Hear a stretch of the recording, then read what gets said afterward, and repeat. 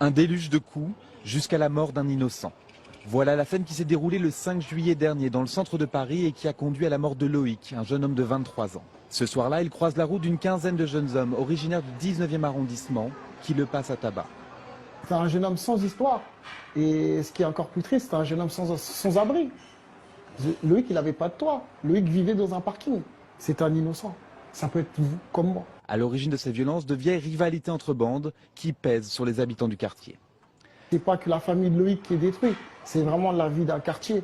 De se dire, on vit dans des zones, surtout en plein milieu de la capitale, et de se dire, on ne peut plus sortir en sécurité pour aller chercher du pain ou une brique de lait sans se faire planter ou sans se faire tirer dessus. Reste à savoir si parmi ces jeunes se trouvait le rappeur MHD, propriétaire de la voiture identifiée sur la scène de l'agression. Mis en examen et placé en détention provisoire, le jeune homme assure par l'intermédiaire de son avocat être étranger à l'affaire.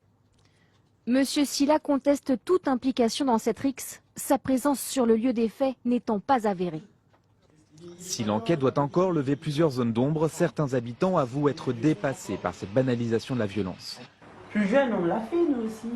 Se dire, voilà, on va au sport, il y a des gens de riquet, on va leur montrer qui sont les plus forts pour rouler des mécaniques. C'était de la rigolade, ça allait jamais plus loin que ça. Ce qui change, c'est que nous, quand même, on fumait pas. À 14 ans, on ne buvait pas d'alcool et on avait des horaires pour rentrer chez nous. Un phénomène nouveau également observé par les enquêteurs.